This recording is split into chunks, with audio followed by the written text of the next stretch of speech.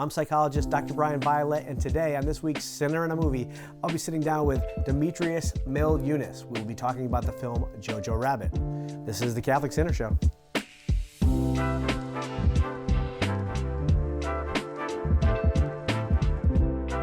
Let's talk about Jojo Rabbit. Yes.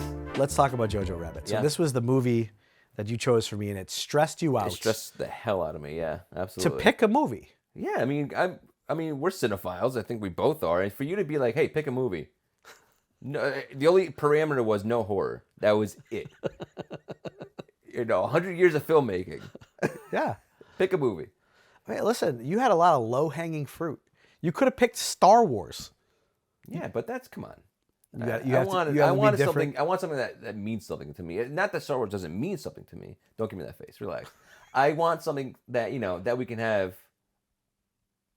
So Jojo Rabbit is a film within recent years that's like stuck to me, where it balances like raw emotion and humor in such like a beautiful way. And so yeah, it was a big challenge, and I'd picked that I think pretty quickly in my mind. Yeah. But the rest of my mind was saying like, well, there's so many other options. There's so many to choose from. You came back to it. I gave you a lot of space. Yeah. I'm like, take your time. Yeah, and I came back to it. Came back to Jojo Rabbit. Yeah, I had not seen it. It is definitely an emotional roller coaster of a film. It really is. I got to admit, in the first scene, I was very uncomfortable. In the first scene, where you just see him, they're basically making light of Nazism, and he's wearing the Hitler Youth. Yeah. And like, it actually made me really angry to see the innocence of a child. Yeah. And I didn't think it was funny. Yeah. That first scene, I did not think it was funny. Yeah, of course, because you didn't know this. You didn't know the context of the whole movie. Yeah, No, I did right. not. Yeah. And I was like, what is this? Is this like a comedy where they're just like trying to like satire? Like there is a spirit. I think this is Mel Brooks humor, which is like, I'm gonna make fun of something that's so terrible to satirize. But that's the human condition is to humorize like trauma. To take the power away from it. Yeah, absolutely. Yeah, to take the power, which I get, but I don't know. To me, it's like, it was just the contrast in that first scene was so stark between the innocence of a child and Nazism that I was like, what did I just sign up for 2 hours? No, it did not stay there. Right. Did you know Hitler was imaginary at that point or no? Yeah. Okay, I was making sure. I knew Hitler didn't act like that. Right, but there's something really funny to me where, especially Taika, he wanted to play him, and he didn't research Hitler. He wanted to be as inaccurate as possible to take away his power even more. Yes. So that's so incredible to me. Yeah, this is a major point that I wanted to talk about with the film. We might as well jump into it right now, which is, who do you think Hitler is? In this film? Or yes. It's a figment of his imagination, of Jojo's imagination. Right, but what do you think goes into that? Have you thought about what goes into why Hitler? Yeah, because he was the superhero for a lot of German kids, growing at that time. He was. And he was charismatic, and it's so. A lot of these kids, especially his father was fighting in the war. He doesn't know under what circumstances. He was actually a rebel, it seems like, at the end. But yes, he was fighting in the war. He was fighting against the Jews and the rest of the world. So, this, in Jojo's mind especially, Hitler was a German hero. Yeah. See, I think yes, and I think I would add to it that I think he was a projection that took the place of the absence of Jojo's father. Which Captain K eventually took over. Yes. Well, so you could see the development happen throughout the movie. The absence of dad is a major theme. Absolutely. And I think that unconscious projection of Hitler, an imaginary Hitler, which is immature. Yeah. It's a child's imagination of what a hero would be like. And talking to him in some ways like a child would. Yeah, exactly. Like, I don't know. He was like, kid. Yeah, there's a lot of like, yeah, the same way he would talk to his buddy, who was a great character. Right. The kid with the glasses. Yorki. Yeah. Yorki is incredible. But I saw Hitler as a manifestation of his dad, and I thought this was elucidated even further in that very important scene with his mother. Where she pretends to be his father. It's an incredible scene. Incredible scene. Scarlett Johansson, what range. Yeah. What I love, I want to talk about her in a moment, but like, she showed a side of his father that got angry. Yeah. and you saw Hitler's development becoming more and more angry, Yeah. right? Losing control. Like, Losing control, Yeah. right? So it's like that was probably somewhere in Jojo's psyche, as part of this heroic figure, is the danger of dad becoming angry. Yeah. But I mean, also, I think the introduction of Elsa, of an actual Jewish person where Jojo can interact with and see, she's just another human being. Well, she was terrifying at first.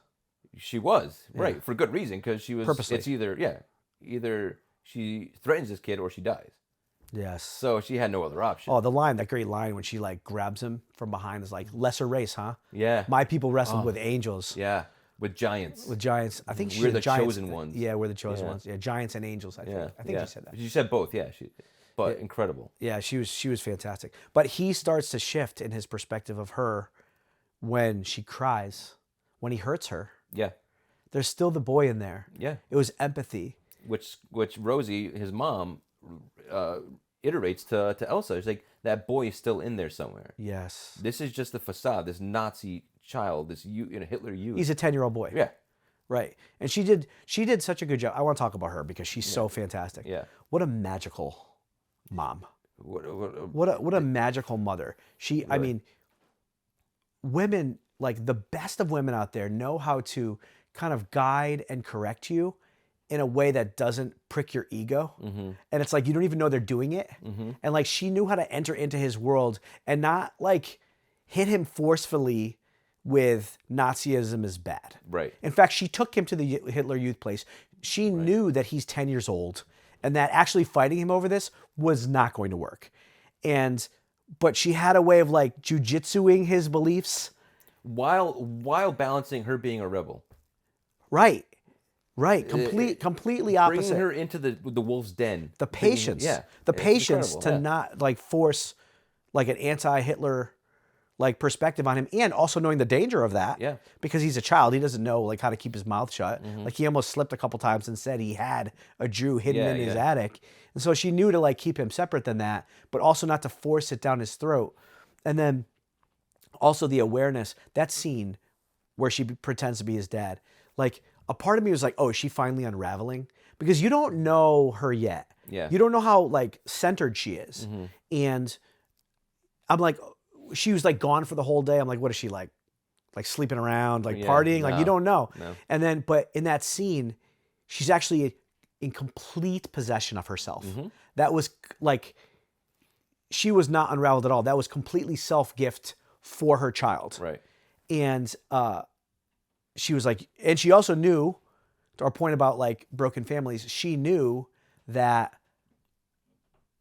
he needed his dad. Yeah. And she put this on her face, and she acted complete. She put the soot on her face.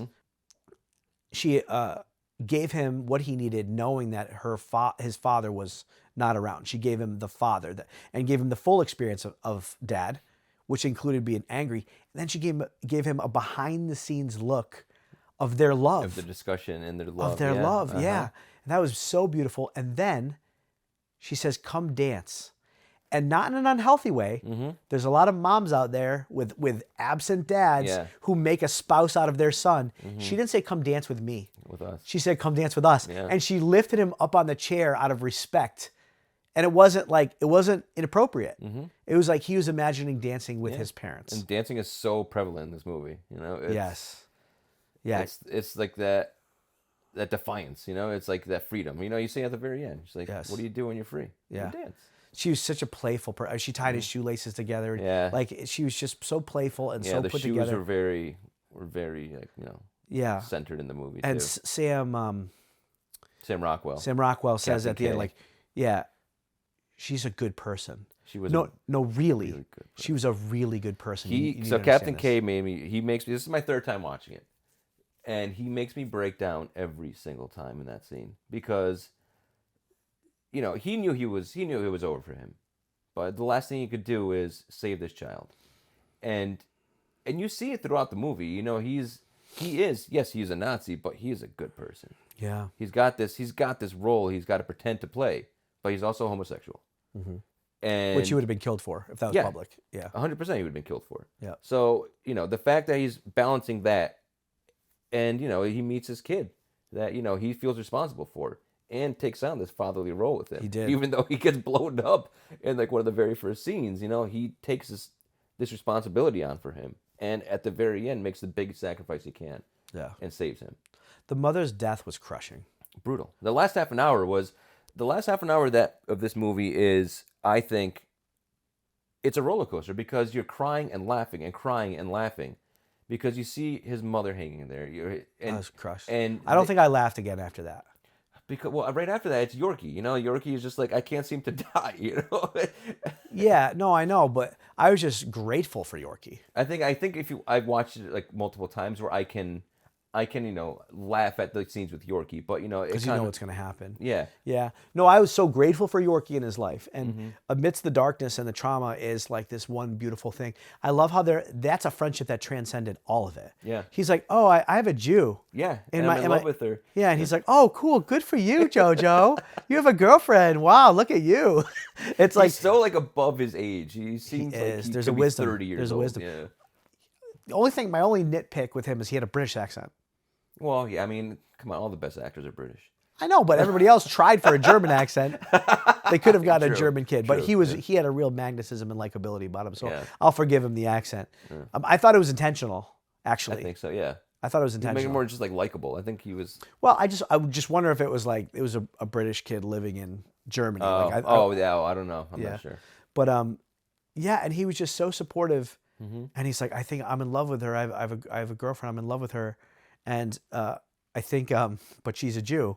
He's like, there's more important things to worry about right now, Jojo. The Russians are coming, And they sleep with dogs. Yes. It's like these a lot of this movie is based on on just rumors and opinions of of Jews, of Russians, of all these things. And that's what makes it so not humorous, but it's just kind of ridiculous, and how it really mocks the Third Reich.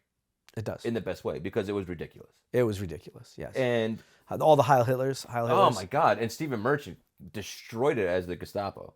That was terrifying. He was terrifying. Yes. Yeah, but he did such a great job. But yes, it's imagine someone knocking on your door. Yeah, you really being 6'7". When you're watching that, you just freeze. Because you've seen it a few times, but for me, my first time through, it's like that silent, frozen terror. Like when I was in high school, when I was at a keg party and the cops showed up, and it's but way more at stake. Caught, right? Yeah. But it's so sobering. Yeah. That scene was so sobering and terrifying, and a lot more at stake. Yeah, and so for me, it's how Captain K knew they were going there. Yes. Because he rushed. He was out of breath. Yes. I think he was, at that moment, he was just I have to help. And because he was getting there, he was like, oh, it's here to bring this, some nonsense, excuse. Right. And out of breath, and once again, he saved Jojo. At that point, was his mother dead? I think so. Yeah. I think that's probably why. So he was dead, and they came to check out the house anyway? Exactly. I see. It's not. It's unclear, but it's unclear, but I think so. Yeah. Um, and there's that earlier scene where she's standing with him. They're seeing all the people who are hung, and he goes, "What'd they do?" And she says, "What they could." Yeah. She said, "Look, don't look away. Yeah. Don't look away." Yeah. So heart wrenching. And so then we have, I think the whole point of the film actually had to be spelled out. I think it was so emotionally confusing, which is why you have that final text after it goes black. I have it here. I wanted to just read it. Yeah. Let everything happen to you. Beauty and terror just keep going. No feeling is final. So it's a commentary on how fleeting emotions can be. And even in your darkest moments, that's going to end. And life is going to go on. And just like even your joys, don't cling to them too tightly because they're going to end. And, I remember dark moments in my life where I assumed my whole world was built around this one thing. And then when that one thing breaks, you're wincing, almost as if now begins non-existence. Right. Everything is going to end now. Everything has broken. The world is going to end. And then the sun rises.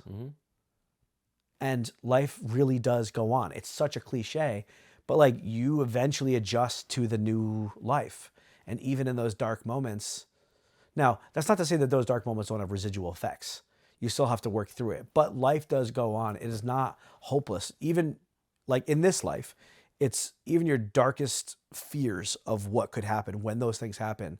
They're never what you think they are. Doesn't Gandalf have a line about Sauron? Like he's still not what fear makes him to be. Oh, yeah. Something to that where it's effect. like the fear. Yes, The fear of Sauron is not it's exactly. Not, it's not Sauron. It's Yeah. not Sauron, Yeah. and it just says how much anticipatory fear can affect our psychology. But when we actually go through the experience, it's different. It is. And so, I mean, I thought that the director had to actually spell that out, because I think some people will be like, "What did I just watch?" Yeah, I guess. Yeah. Because You're right. Yeah. there's so much emotional high and so Yeah. much emotional low. Yeah, but that balance, like throughout the movie, it was just, you know, again, it sped up towards the end. You know, a lot of like tragedy towards the end, but Right. I mean, you know, the way like it was just presented and just, I love his interpretation of Hitler. You know, like the fact that, you know, I think we've been doing that too. So it's what 80 years, you know, in the past this happens. And that's what we do. You know, we've made Hitler a caricature because that's how we have to treat, you know, arguably the worst human being in the last 100 years. Yeah. And, you know, so from this movie to, you know, whether it's we're talking about Family Guy or Mel Brooks, you know, Hitler has become a joke because that's how we overcome. And no one will ever have that mustache again. He ruined that mustache for really all did. of history. He really did. Yeah. No one can wear that and be serious or be taken seriously or even joke about it. Like it's not even funny. No, yeah, exactly. Yeah. Well, I appreciate it. I'm glad that I watched it. I'm glad you did. Yeah, I'm glad you you know, I'm glad you gave me this opportunity to talk about it because it's been in my mind for a few years, and you know, I actually did watch it yesterday again before we sat down to talk, and I was in a rut all day yesterday because even watching it for the third time, it hits you. You know, it hits you emotionally, and it's well worth watching. It makes you thoughtful. Yeah, and that's what we're here. Yeah, to, you know, I mean, if you made me watch, you know, something lighter, then we wouldn't have. I mean, much next to talk time about. I'll pick if I come on again, I'll watch you know. What's the first movie you comes to? Happy Gilmore. God, I was gonna say Total Recall, but Total Recall is a great movie too. All right, thanks for coming on the show. My pleasure. Thanks for having me.